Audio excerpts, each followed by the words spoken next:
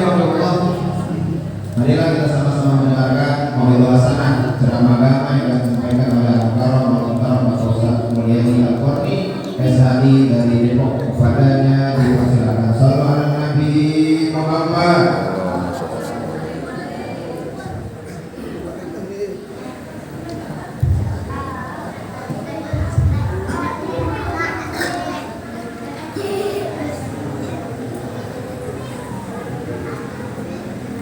Bismillahirrahmanirrahim. Assalamualaikum warahmatullahi wabarakatuh.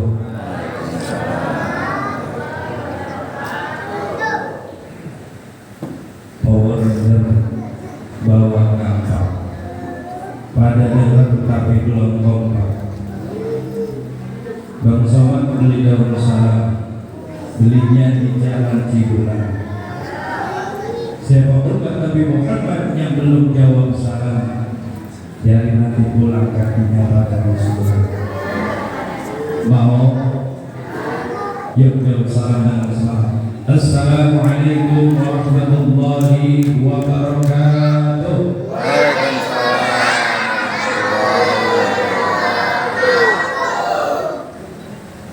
Yang jawab salam, saya doain bisa berangkat haji. Ibu-ibu yang jawab salam, jangan nanti suaminya kawin lagi. Yuk jawab salam dengan semangat. Assalamualaikum warahmatullahi wabarakatuh.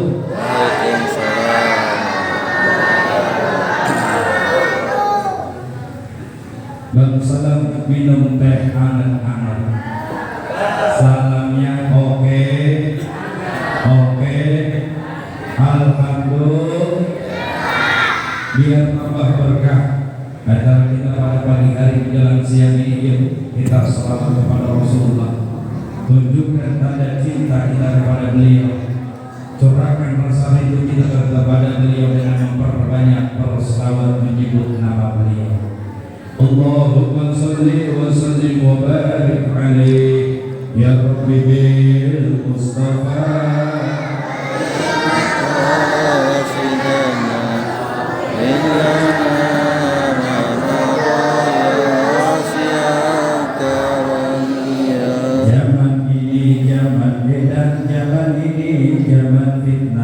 Yang benar dianggap salah, yang sunnah dianggap bid'ah. Ya Rabbi bil Mustafa wa maqasidana illana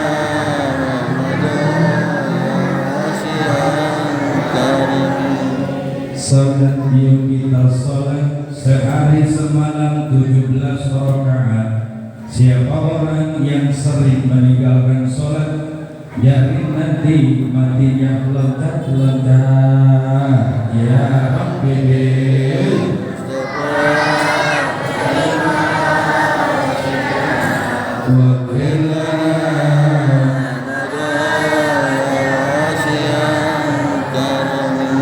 salat yuk kita salat menghindari dari gangguan setan. Siapa orang yang sering meninggalkan salat, jadi nanti jadi temannya Mustafa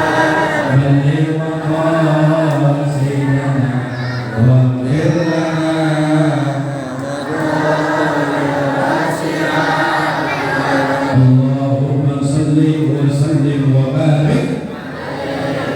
Bang Sobat dari kampung Keramat, si Bidung dari kampung Merunda, sama umat Nabi Muhammad yang rajin berselawat, hidupnya akan beruntung dan bahagia.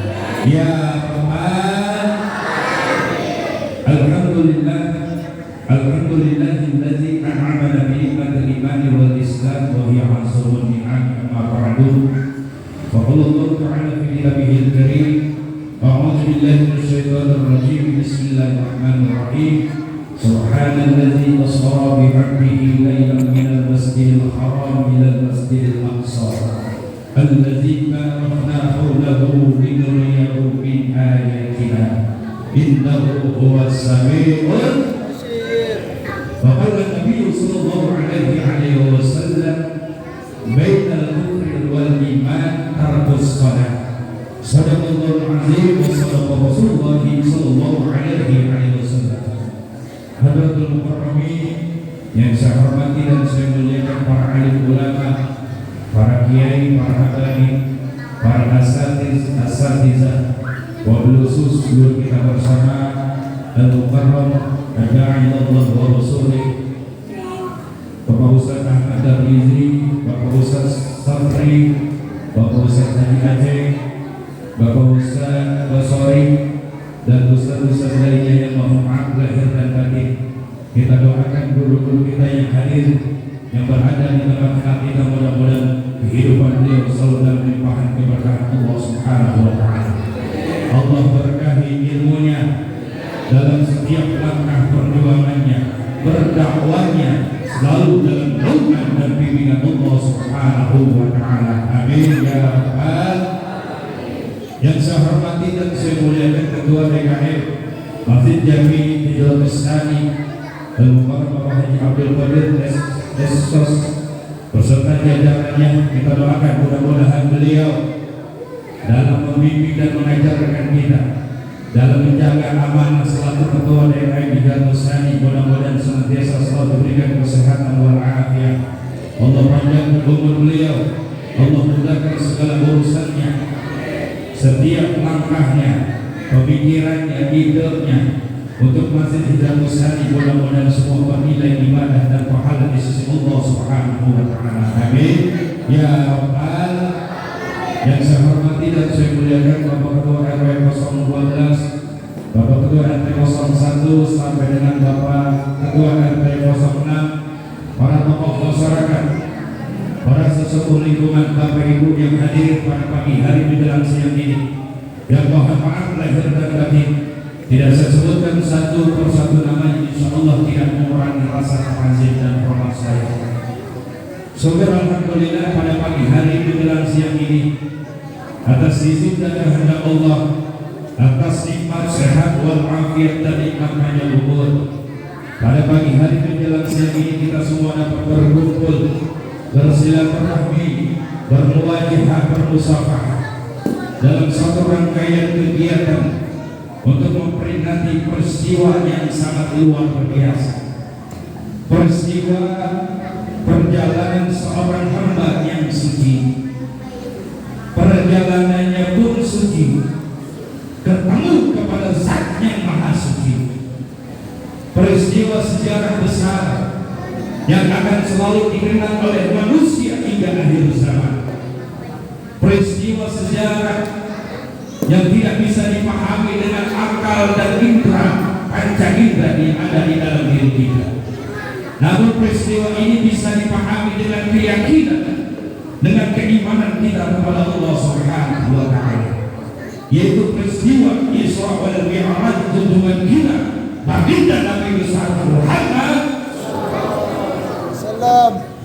Mudah-mudahan dengan kegiatan pada pagi hari menjelang siang ini menjadi wasilah Allah turunkan keberkahan buat kita semua. Amin. Yang banyak utang Allah lunasin hutangnya. Amin. Dibayar. Dibayar. Mudah-mudahan pulang dari sini langkah kita sampai rumah dan mendapatkan ampunan dan kasih sayang Allah. Amin ya rabbal. Amin ya rabbal. Dalam sebuah hadis qudsi Allah Subhanahu wa Ta'ala mengatakan, "Usqidu ya malaikati, saksikan wahai para malaikat-malaikatku," kata Allah. Untuk siapa? Untuk orang-orang yang duduk di majelis taklim, orang yang duduk di majelis zikir seperti ini. Saksikan oleh kamu wahai para malaikat, anni ghafartu lahum, ketika mereka pulang dari tempat berzikir, pulang dari tempat untuk menuntut ilmu, satu langkah akan masuk langkahnya ke dalam rumahnya, semuanya dosa dan kesalahannya diampunkan oleh Allah Subhanahu wa Ta'ala. Amin ya rabbal. Selawat dan salam akan selalu tercurahkan pada junjungan kita, beliau baginda Nabi besar Muhammad Sayyidina wa sallallahu alaihi wasallam. Bapak Ibu, nanti di surga ada buah yang besarnya seperti apel, manisnya melebihi manisnya susu dan madu. Sahabat berkata, "Kalau sempurna ya Rasul, untuk siapa buah ini? Diperuntukkan, dikhususkan untuk siapa?" Allazi zukirtu indahu falam yusalli alaihi. Ketika disebut nama Nabi Muhammad, orang tersebut langsung menjawab salawat, langsung menjawab menyebut nama Nabi, langsung menjawab Allahumma shalli wa sallim wa barik alaihi. Beruntunglah kalau di antara kita yang mendengar disebut nama Nabi Muhammad, lisan kita menjawab Allahumma shalli wa sallim wa barik alaihi. Hati kita bergetar, berarti di dalam diri kita ada rasa mahabbah, kerinduan dan kecintaan kepada Rasulullah yang begitu luar biasa.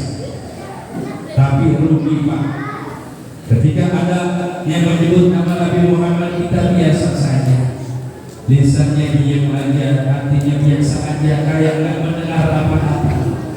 Berarti dalam dirinya, hatinya tidak ada rasa mahabbah, kecintaan kepada Rasulullah. Maka dimanapun kita berada, ketika mendengar nama Nabi Muhammad, jawablah Allahumma shalli wa sallim wa barik alaihi. Karena itu adalah salah satu tanda cinta, mahabbah kita, kerinduan kita kepada Nabi Muhammad sallallahu alaihi wasallam. Allahumma shalli wa sallim wa barik alaihi wa ala alihi. Mudah-mudahan kita yang hadir semua, orang tua kita, keluarga kita, anak-anak kita, kelak nanti Allah kumpulkan kita bersama dengan Rasulullah. Amin. Bisa melihat wajah Rasulullah. Amin. Bisa mencium tangan baginda Rasulullah. Amin. Bisa duduk bersama dengan Rasulullah nanti di dalam surga Allah Subhanahu wa taala. Amin. Ya Rabbal. Bapak Ibu yang saya hormati dan saya muliakan, kalau berbicara masalah Isra wal Mi'raj, setiap tahun kita mengadakan begitu banyak nasihat, pelajaran, hikmah, keutamaan yang ada di dalam Isra wal Mi'raj. Jadi saya akan sedikit mengutip saja sejarah singkat dari peristiwa Isra wal Mi'raj dengan kita baginda Nabi Muhammad sallallahu alaihi wasallam. Jadi sebelum beliau Isra wal Mi'raj, Bapak Ibu, beliau tidak langsung di Masjidil Aqsa, langsung Isra dan Mi'raj, belum, tidak. Jadi proses perjalanan Isra wal Mi'raj itu dari Mekah. Berangkat Rasulullah dari Mekah ke Yasrib, ke kota Madinah. Dari Madinah beliau singgah di Makkah, di mana Makkah ini adalah kota di mana Nabi Suhaib mendakwahkan agama Allah Subhanahu wa taala. Dari Makkah beliau melanjutkan perjalanannya ke Bukit Tursina. Bukit Tursina adalah di mana Nabi Musa menerima wahyu dari Allah Subhanahu wa taala. Dari Bukit Tursina beliau melanjutkan perjalanannya ke Bethlehem. Bethlehem adalah kota kelahiran Nabi Isa alaihissalam. Dari Bethlehem baru beliau sampai ke Masjidil Aqsa. Itu proses perjalanannya. Ketika beliau sudah sampai di Masjidil Aqsa, beliau sholat tahiyatul masjid 2 rakaat. Beliau disambut oleh para nabi dan para rasul sebelum beliau. Di situ ada Nabi Adam, ada Nabi Nuh, Nabi Hud, Nabi Zakaria, Nabi Yusuf, Nabi Isa. Semua 24 nabi menyambut kehadiran Rasulullah di Masjidil Aqsa. Lalu Rasulullah melaksanakan sholat tahiyatul masjid 2 rakaat. Rasulullah mempersilakan Nabi Adam dan Rasulullah mempersilakan Nabi Nuh gak mau. Nabi Zakaria, Nabi Yahya, Nabi Yusuf, Nabi Musa, Nabi Isa, ada yang mau. Lalu para nabi mempersilakan Rasulullah menjadi imam sebelum beliau melaksanakan Isra wal Mi'raj 2 rakaat tahiyatul masjid. Kenapa Rasulullah dipersilakan menjadi imam? Karena para nabi tahu Rasulullah adalah imamul anbiya wal mursalin, imamnya para nabi dan imamnya para rasul. Allahumma salli wa sallim wa barik. Allah. Setelah salat 2 rakaat itu baru berangkat Rasulullah. Di langit pertama Pak, beliau disambut kembali oleh Nabi Adam alaihissalam. Di langit lapisan kedua, beliau disambut oleh Nabi Yahya dan Nabi Isa. Di langit ketiga beliau disambut oleh Nabi Yusuf alaihissalam. Di langit keempat beliau disambut oleh Nabi Idris. Di langit kelima beliau disambut oleh Nabi Harun. Di langit keenam beliau disambut oleh Nabi Musa alaihissalam. Di langit ketujuh beliau disambut oleh Nabi Ibrahim alaihissalam. Dari lapis langit yang ketujuh beliau lanjut ke Sidratul Muntaha, melanjutkan perjalanan beliau ke Mustawa, ketemu dengan Allah Subhanahu wa taala. Apa dialog ketika peristiwa Isra dan Mi'raj Rasulullah ketemu dengan Allah? Allah abadikan dialog itu kepada kekasihnya Nabi Muhammad di dalam bacaan salat kita. Ketika Allah Subhanahu wa taala bertemu dengan Rasulullah, Nabi Muhammad mengucapkan at-tahiyatul mubarakatus salawatul taibatulillah. Ya Allah, Engkau Zat, aku memberikan penghormatan kepada Zat yang memiliki alam semesta ini, memiliki seluruh kebahagiaan dan kenikmatan. Allah menjawab, assalamualaikum ayuhan nabi wa rahmatullahi wa barakatuh. Limpahan rahmat hanya aku berikan kepada wahai kekasihku yang bernama Nabi Muhammad. Ketika Allah menjawab salam Nabi Muhammad, Nabi Muhammad tidak melupakan kita umatnya. Beliau menjawab, assalamualaikum wa ala ibadillah sholihin. Semoga kita semua menjadi hamba-hamba yang baik, hamba yang soleh dan solehah. Ini ditujukan untuk siapa? Untuk sahabat, untuk istri Nabi, untuk anak-anak Nabi. Rasulullah peruntukkan ini untuk kita semua umatnya. Di hadapan Allah, Rasulullah menunjukkan sayang dan pedulinya kepada kita umatnya, sehingga Rasulullah menjawab, assalamualaikum wa ala ibadillah sholihin. Semoga umatku, kita semua menjadi hamba-hamba Allah yang soleh dan soleh. Ketika Rasulullah mengucapkan ini, para malaikat yang hadir, yang menyaksikan dialog Allah dengan Rasulullah, malaikat menjawab, asyhadu an la ilaha illallah wa asyhadu anna Muhammadar Rasulullah. Semua para malaikat bersaksi tidak ada Tuhan kecuali Allah, dan para malaikat semua bersaksi bahwa Nabi Muhammad adalah utusan Allah Subhanahu wa taala. Ketika Rasulullah bertemu dengan Allah, Allah punya tujuan. Allah ingin menunjukkan kepada kita bahwa Rasulullah bukan manusia biasa. Allah ingin menunjukkan kepada Jibril ketika di langit ketujuh Jibril pulang dan mau mendampingi Rasulullah. Allah ingin menunjukkan bahwa Rasulullah adalah manusia yang mulia, manusia yang istimewa, dan menjadi hamba Allah, seorang Nabi dan Rasul, kekasih Allah Subhanahu wa taala, dan disaksikan oleh ribuan malaikat ketika Rasulullah berdialog dengan Allah Subhanahu wa taala. Allahumma salli wa sallim wa barik. Bapak Ibu yang saya hormati dan saya muliakan, lantas apa yang dibawa perintah yang Allah perintahkan langsung kepada Rasulullah? Perintah ini luar biasa Pak.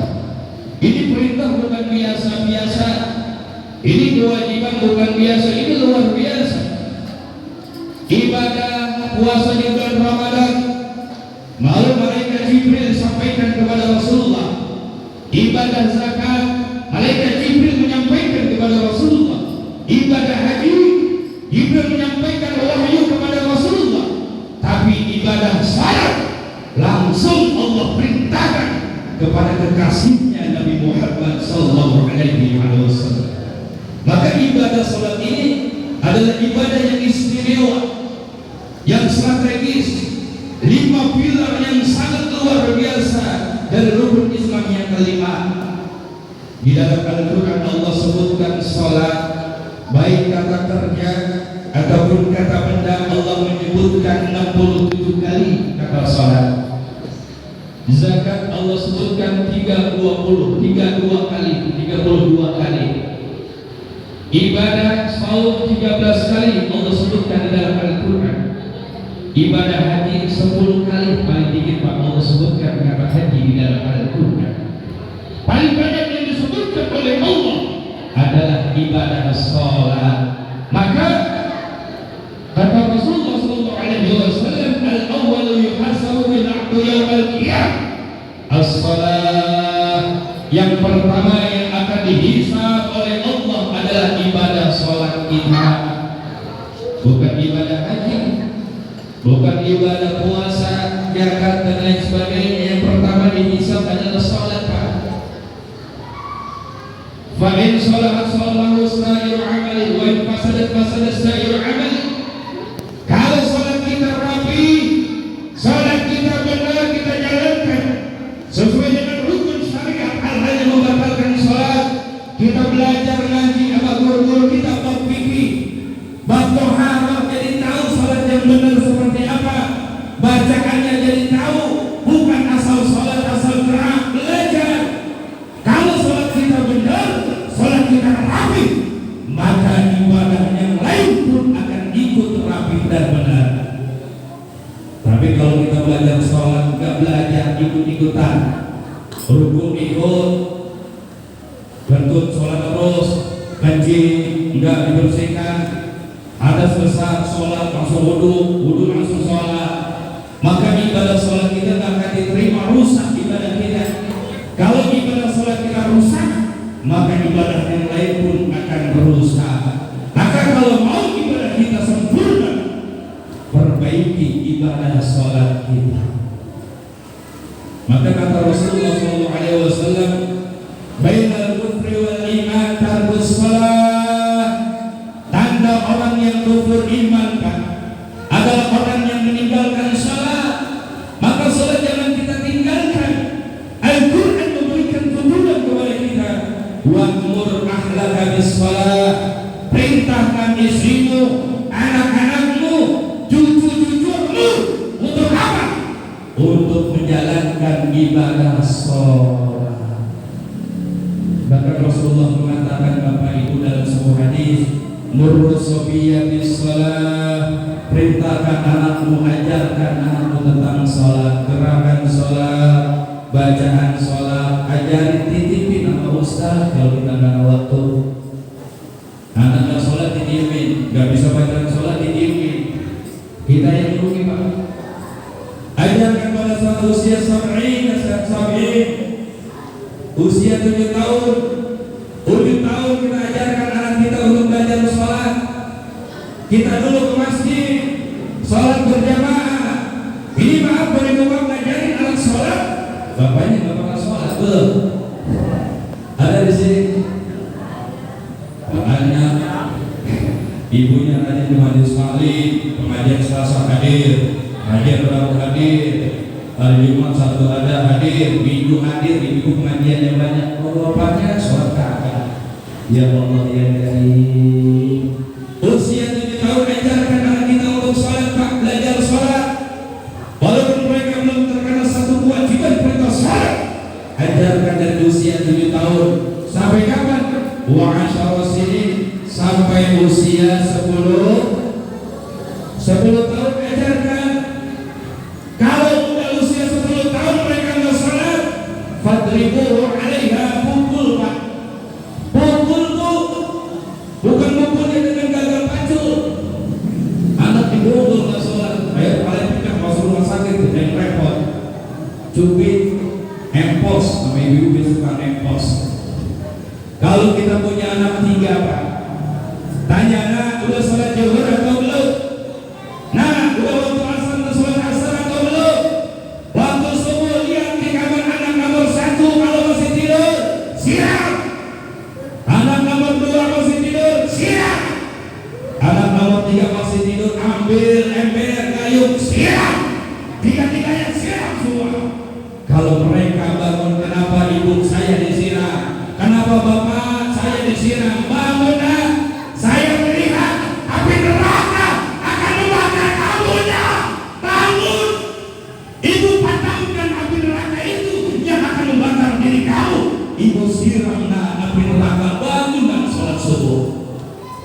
tua yang sayang kepada anaknya. Kalau ada orang tua yang membiarkan anaknya tidak bangun untuk salat subuh, berarti orang tua merelakan anaknya dibakar oleh neraka Allah Subhanahu wa taala. Bangunin siram, bangunin Pak, siram anak nomor tua. Nah, saya tahu kamu dibakar neraka nanti oleh Allah. Bangun. Ibu melihat neraka ada membakar diri kamu, nah ibu siram, ibu padamkan. Ibu gak mau darah daging ibu dan ayah nanti dipertanggungjawabkan di mahkamah Allah karena kamu nggak salah. Anak sekarang dia luar biasa. Dibangunin subuh nendang, bangunin subuh kata ibu bapaknya kata-kata hewan. Ibu bapaknya dikatain kata yang gak sepantasnya. Makanya kata Rasulullah sallallahu alaihi wasallam, "Ma min syahsin walahu sirru min sirri abihi." Sifat karakter anak akan selalu diwarnai sifat karakter ibu bapaknya. Jangan salahkan anak kalau nggak salah. Karena bapak ibu adalah contoh teladan dalam lingkungan keluarga. Anak akan melihat apa yang kita lakukan. Jangan harap anak mau salat kalau ibu bapaknya di depan dilihat anaknya, di depan anaknya tidak pernah melaksanakan sholat. Jangan harap anak mau membaca Al-Quranul Karim kalau ibu bapaknya di depan anaknya sendiri tidak pernah membuka dan membaca ayat Al-Quranul Karim. Jangan harap anak mau bertutur kata yang baik, yang sopan dan lemah lembut. Kalau ibu bapaknya ketika bertengkar suami istri di depan anaknya, didengar anaknya bertutur kata yang kasar, anak akan melihat apa yang dia lihat di depannya. Maka kita contoh Pak, dalam lingkungan keluarga, kalau berantem sama istri masuk kamar, jangan sampai kedengaran anak. Ini depan anak mau binatang. Ya Allah ya Karim. Ibunya dikatain monyet, lagi berantem sama suaminya. Ibunya gak ngomong, kamu yang monyet. Anaknya bilang, udah monyet dua-duanya jangan berantem.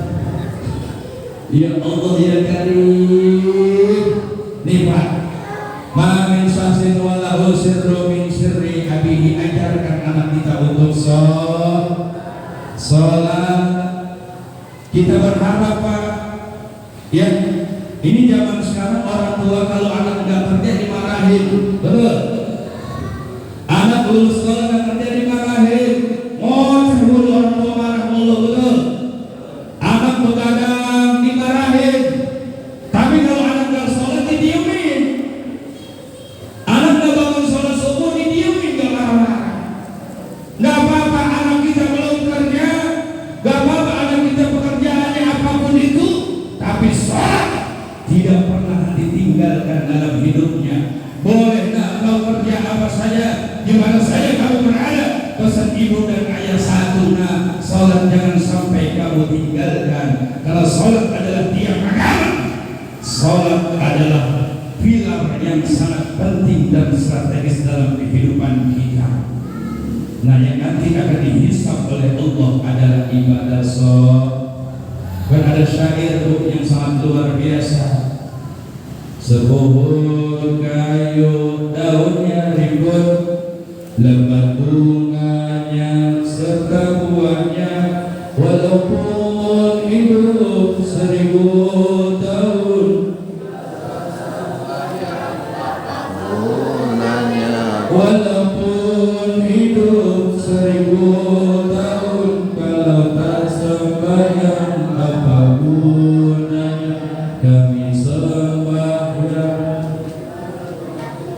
siang dan malam, sudah tentu hidup di kubur yatim piatu. Tinggal seorang dipukul di Palu, hidup di kubur yatim piatu. Tinggal seorang dipukul di Palu, dipukul di Palu sehari-hari.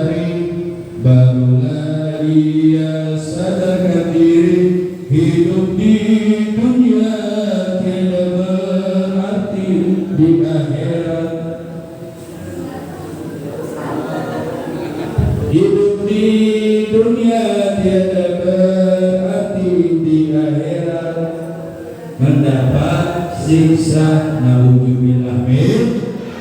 Maka ajarkan anak kita salat, Bu. Kita prihatin, Pak. Nih para guru, para ustaz, ya, ini masjid mau sholat di mana-mana, itu yang ngisi anggota KPU, Pak. Bukan karena lagi amannya, kalau misi pemilihan umum, bukan. Masjid mau sholat paling banyak anggota KPU, kepala penubuhan. Yang imam KPU, yang komat, yang ajan anggota KPU, yang mobil beduk anggota KPU, perabot nasi KPU, semuanya yang ngisi sholat subuh setiap saat setiap waktu adalah anggota KPU, kepala penubuhan. Mana remajanya? Tampilkan anak-anak kita remaja, belajar mereka ajar di depan orang banyak. Jangan anak muda ajar salah dimarahin. Kapok orang muda mulai ke masjid. Ada di sini. Anak muda mau jadi imam, nggak boleh masuk muda sokong yang tua. Iya, anak muda mau mulai ke masjid. Ini anak-anak kita ke masjid, kita bawa ke masjid walaupun sholat bercanda, Pak. Maaf, maaf. Jangan dimarahin. Nanti mereka akan melihat gerakan sholat, bacaan sholat cinta dulu mereka ke masjid untuk sholat, untuk bisa nggak mungkin. Ini anak-anak yang masih dimarahin, nongkrong di jalan, akhirnya nggak bener. Diamin aja di masjid. Kita ajarin baris, ikutin sholat. Kita dulu masih anak-anak begitu, Pak. Kalau mereka sudah cinta masjid, mereka sudah main di masjid, dengan sendirinya nanti mereka akan mengikuti gerakan sholat. Cinta dulu di masjid, Pak. Jangan dimarah-marahin. Anak nggak mau ke masjid, kenapa? Dimarahin sama Pak itu. Sholat jadi kagak mau, ajan nggak mau, ajan sholat dimarahin. Jangan tampilin, namanya juga anak-anak masih belajar, dimin tampilin. Nanti mereka 5 tahun yang akan datang yang akan tampil, Pak. Kita ini sudah tua. Kita berharap di masjid Hijratus Sani, kita tokoh-tokoh masyarakat mereka yang meneruskan ini masjid. Makanya tua dukunglah anak-anak muda untuk tampil, ya, dukunglah anak-anak muda untuk menjadi imam, untuk baca doa masjid. Saatnya sekarang regenerasi. Jangan sampai masih Hijratus Sani nanti ketika tokoh-tokoh gurunya sudah nggak ada ini masjid yang meneruskan. Ajar yang nggak ada, bimbing nggak belajar aja, belajar koma, belajar doa. Tampil ini anak-anak kita yang namanya salah wajar, Pak, lagi belajar, ya. Jangan dimarahin, biar mereka nanti terbiasa untuk sholat. Karena nauzubillah min dzalik, Pak. Jangan sampai di akhir hayat kita nih, Pak, ketika roh sudah di tenggorokan kita, jangan sampai anak 5 nggak ada di depan kita yang mentalkin dan membimbing kita dengan ucapan kalimat-kalimat thayyibah. Anak nomor 1 lagi meeting, anak nomor 2 jadi pengusaha, anak nomor 3 jadi pejabat sibuk dengan jabatannya, anak nomor 5 sedang sibuk urusan pekerjaannya. Di akhir hayat hidup kita, ketika roh sudah tenggorokan kita, nggak ada anak-anak kita yang bisa baca doa, yang bisa baca Al-Quran, yang mentalkin juga. Kenapa? Karena pada saat masih kecil tidak kita ajarkan anak-anak kita dengan nilai-nilai agama. Anak kita sukses hidupnya jangan bangga, Pak. Ke kuburan kita bawa alpat, pakai jas, pakai dasi, bawa air tawar 3 botol, bawa kembang 5 kilo, ditaburin ke kuburan kita, disiram kuburan kita, habis disiram ditabur pulang. Mana doanya? Mana yasinnya? Mana kalimat zikirnya? Dunia boleh anak itu dapatkan, tapi kita di kubur mengharapkan doa dari anak yang masih hidup, tapi mereka hanya menyiram kita dengan air mawar dan bunga. Dasar anak goblok, bukan didoain belum siram. Mana yasinnya, mana tahlilnya, mana waqiahnya, mana doanya.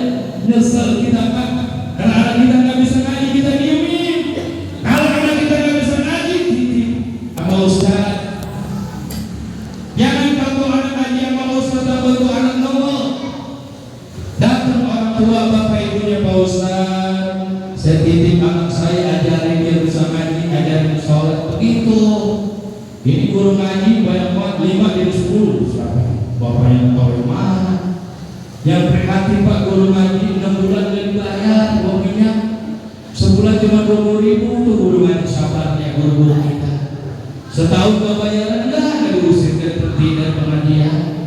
Bahkan kalau les bahasa Inggris 100.000 dibelain.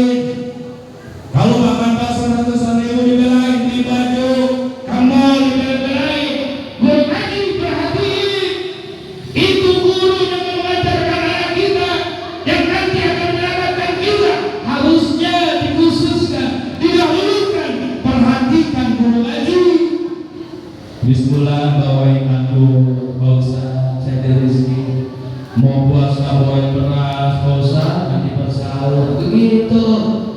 Anak 6 bulan gak bayar, bodo amat. Kenapa? Orang tuanya yang gak pernah ngaji, orang tuanya yang gak pernah sholat. Kita malu Pak, anak kita kalau anak kita disuruh ngaji, disuruh sholat, kita gak sholat dan gak pernah ngaji. Anak disuruh jamaah di masjid, kita gak pernah jamaah, malu. Apalagi besok Ramadan nih, anak disuruh sahur puasa, bapaknya pagi-pagi udah ngopi, bisa goreng. Allah ya karim. Na'udzubillah min. Orang yang meninggalkan salat kata Rasulullah, yaumal qiyamah ma'a Fir'aun, ma'a Qarun, ma'a umam bin halak. Siapa orang yang meninggalkan salat, nanti di akhir akan Allah kumpulkan bersama Fir'aun, Qarun dan Muhammad bin Halak. Ini adalah orang-orang yang dilaknat, yang dimurkai oleh Allah. Bahkan dalam sebuah riwayat kata Rasulullah, orang yang meninggalkan salat nanti di alam kuburnya akan didatangi oleh besar Suja Al-Aqra yang akan memukul kita, akan menghancurkan mesin kain. Suja Al-Aqra berkata, wahai fulan, kamu meninggalkan ibadah salat zuhur sampai ibadah salat asar, dipukul kita, hancur lebur. Allah hidupkan kembali. Wahai fulan, kamu meninggalkan salat asar sampai ibadah salat maghrib. Wahai fulan, kamu meninggalkan salat maghrib sampai ibadah salat isya, sampai ibadah salat subuh, dipukul kita, hancur lebur tubuh kita.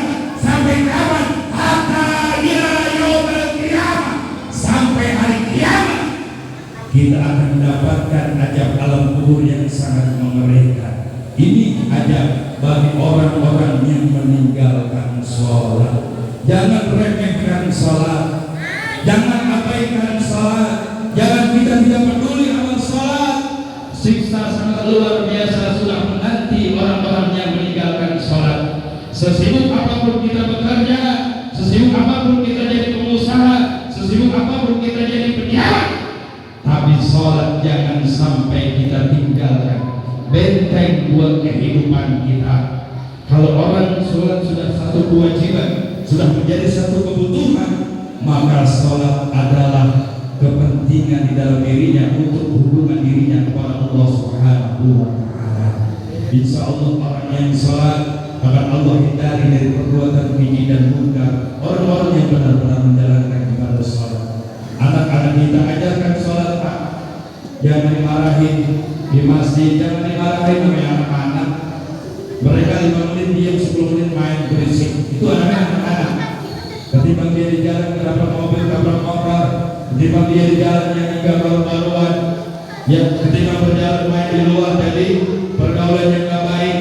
Ya, ajarkan anak kita ke masjid, sholat maghrib tuntun anak kita nomor 1. Kita sholat isya berjamaah di masjid Hijratus Sani, bawa anak kita tuntun, dampingi di samping kita biar mereka nggak bercanda.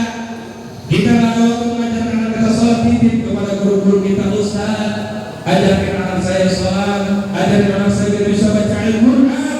Karena mereka adalah harapan kita di masa yang akan datang. Ketika kubur kita sudah terbujur kaku, di alam kubur jasad kita, yang kita harapkan dari anak-anak kita adalah doa. Waladun soleh yad'u lahu, anak yang soleh dan solehah. Harta kita tidak perlukan yang banyak, jabatan anak kita berjabatan kita nggak perlu. Yang kita perlu adalah doa dari anak yang soleh dan solehah. Mudah-mudahan dari peringatan demi peringatan di Isra Mi'raj selalu intinya adalah sholat. Begitu pentingnya perintah sholat, maka ajarkan anak-anak kita untuk menjalankan ibadah sholat dengan sebaik-baiknya. Gak apa-apa pukul anak kita, tapi pukulin jangan melukai, pukulan kasih sayang dan sholat. Ibu gak mau nanti disiksa neraka Allah. Bangunlah sholat. Ibu berharap nanti ketika ibu pada umur kamu doakan dalam sholat tuna. Doakan ibu dalam sholat mengangkat tangan tuna. Ibu menunggu doa dari dalam sholat tuna.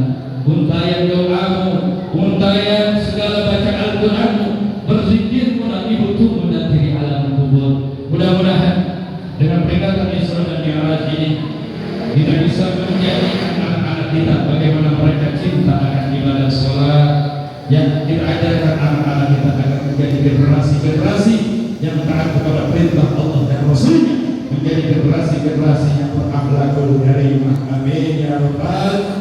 Mari kita bacakan surat Al-Fatihah. Kita niatkan untuk guru-guru kita yang hadir pada siang hari ini, Ketua DKM Masjid Al-Mustaqim, para tokoh masyarakat, para sesepuh lingkungan yang hadir. Subhanallah, ini silaturahmi yang sangat luar biasa, kebersamaan, kekompakan untuk syiar Islam. Tadi Ketua DKM menyampaikan jangan beda pilihan, kita saling gondok-gondokan, jangan. Tiga-tiganya adalah putra bangsa yang terbaik. Ketika terjadi benturan yang merugi kita sendiri, kita bijak dalam memilih. Kita pilihlah pemimpin-pemimpin yang amanah, pemimpin-pemimpin yang diajarkan oleh Rasulullah SAW. Kita percaya akan Allah turunkan keberkahan pada bangsa Indonesia. Kita percaya di Indonesia ini banyak orang-orang alim, orang-orang ulama, orang-orang yang ahli zikir, ahli selawat, ahli Quran. Kita yakin bangsa Indonesia masih dijaga oleh Allah Subhanahu wa Ta'ala. Mudah-mudahan di esok hari tanggal 14 kita melaksanakan pemilihan umum. Ya, jangan sampai kita terjadi benturan. Jaga kebersamaan, kekompakan. Boleh beda pilihan, tapi persatuan dan kesatuan adalah nomor satu. Mari kita baca surat Al-Fatihah. Mudah-mudahan guru-guru kita yang hadir pada siang hari ini diberikan kesehatan walafiat. Allah menjaga doanya, Allah berkahi ilmunya. Para tokoh masyarakat, para sesepuh lingkungan yang hadir pada siang hari ini, mudah-mudahan selalu dalam bimbingan Allah Subhanahu wa Ta'ala. Anak-anak kita semua Allah jadikan anak yang soleh dan solehah. Bangsa Indonesia Allah berikan pemimpin yang adil, yang amanah, pemimpin yang senantiasa dekat kepada Allah dan Rasulnya, menjadi pemimpin-pemimpin harapan bangsa Indonesia yang kita harapkan. Amin ya rabbal alamin. Wa ala batin salihah ila haratin Nabi Muhammad Mustafa Rasulullah sallallahu alaihi wasallam bi niyati ala hajjati wallahu qad sallallahu sirruhu syuhurillahi lahum wal Fatihah. Alhamdulillah rabbil alamin arrahmanir rahim maliki yaumiddin. Iyyaka na'budu wa iyyaka nasta'in ihdinas siratal mustaqim siratal ladzina an'amta 'alaihim ghairil maghdubi 'alaihim waladdallin. Bu, kalau mau lihat saya ceramah besok hari Minggu di Damai Indonesia itu jam 1 siang. Ya, jadi kalau ibu besok kalau mau lihat saya ceramah besok hari Minggu di Damai Indonesia itu di TV One jam 13 atau jam 1.00 pada saat mati lampu. Mohon maaf apabila ada kekurangan. Billahi taufiq wal hidayah. Wassalamualaikum warahmatullahi wabarakatuh.